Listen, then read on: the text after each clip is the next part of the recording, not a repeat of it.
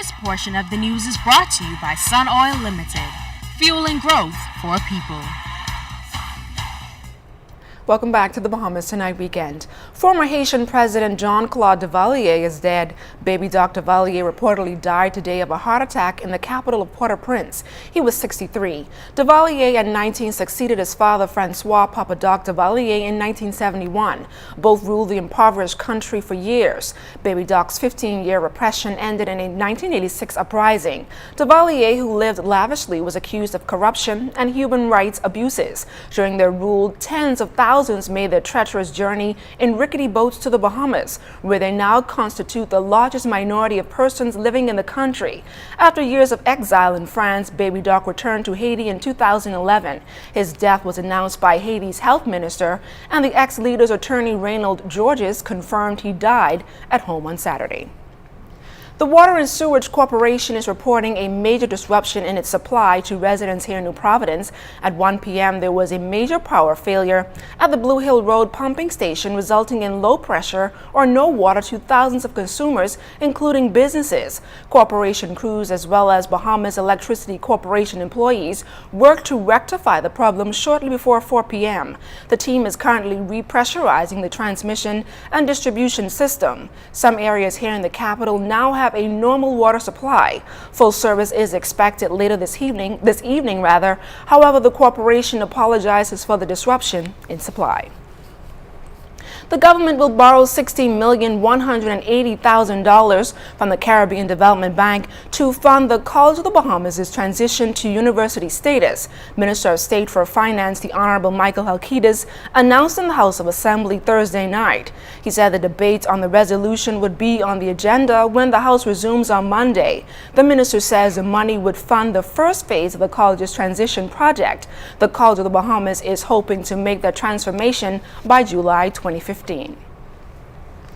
It's not just women who can carry the BRCA1 and 2 gene mutations. Research and testings have found that 23% of Bahamian women diagnosed with breast cancer also carry the hereditary gene connected to cancer.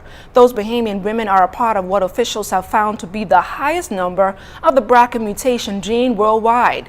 However, officials of the Bahamas Breast Cancer Initiative Foundation say even if the gene runs on the father's side of the family, it's a possibility that the father can pass it on as well. Genetic counselor Isla Thompson says it also increases the possibility of breast and prostate cancer in men. And we find that those genes are very important in 3 main areas of the body. One is breast, so males can actually get breast cancer as well, so they're at increased risk for that. Females are, if they are BRCA1 or 2 positive, they can have up to an 85% chance, lifetime chance of getting breast cancer. In terms of ovarian cancer, those women are at up to 40% chance of ovarian cancer, and prostate cancer is also increased for males as well. So it is important to remember that even if this gene is running through your father's side of the family, there's still a chance that he can pass it on as well. It's not just women who can carry these gene mutations. Thompson says the foundation is also looking to expand its reach to include men in its research and testing. So far we've really been focusing our efforts on women who've been diagnosed with breast cancer or who have breast cancer in the family. We do hope to include men as well who have been diagnosed with prostate cancer or who have a family history.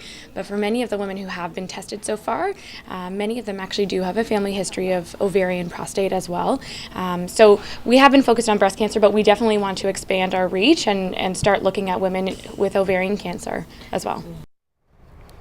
Grouper, peas and grits, plantain and coleslaw topped off with guava duff. Doesn't the sound of those scrumptious cuisines make your mouth water? Well, today the Ministry of Tourism kicked off their month of activities with the Taste of the Bahamas Culinary Festival. R.C. Esker Adderley got a chance to sample some of the Bahamian delights. Stuffed lobster, grouper, crawfish, fritters, and guava duff were just some of the mouth-watering homegrown dishes featured at the Ministry of Tourism's first ever Taste Our Bahamas Food Festival. There were also lots of options to wash it down with, like a fresh sugarcane juice, daiquiris, specialty cocktails, and coconut water. Culinary delights from Grand Bahama in the north to Inagua in the south were proudly showcased. But it wasn't all fun and games, as vendors are competing for who's the best of the best in food and beverage. Susan Clark out of Exuma says she's extremely confident, boasting that her dishes are simply the best. And Dawn Bullard, who operates Island Cane, stressed the importance of local businesses participating in events like these. To be in this, well, Ministry of Tourism from Exuma chose me and my brother to come here I think we're the best in Exuma anyway. This gives you a lot of exposure, and mostly with tourism events, their events tend to draw a very large crowd. So it gives you a lot of exposure. It gives the people a chance to see your product. Fort Charlotte was filled with everything Bahamian, from food to drinks and even entertainment, from early morning as the Ministry of Tourism celebrates its Golden Jubilee. Culinary manager Deanne Gibson says the response to this unique cultural event has been great. It's a really fun environment. It's here at historic Fort Charlotte, where there are activities actually being done in the fort, the living history, and then the reenactment will come later along with the firing of the cannon, which we're really excited to have. And then of course we have a wonderful entertainment lineup going on, displaying real, all authentic Bahamian culture. And so we are just happy to bring our food culture to not just our visitors but our Bahamian people as well. For those of you who may have missed it or simply just couldn't get enough, tourism officials say this will be happening again next week. Same time, same place. Sieska Adderley, ZNS Network News. Thanks, Sieska. And that does it for this portion of the news, but don't you move. A New York Yankee is named the sporting ambassador for the Bahamas. That story and more coming up in sports with Kelsey Johnson.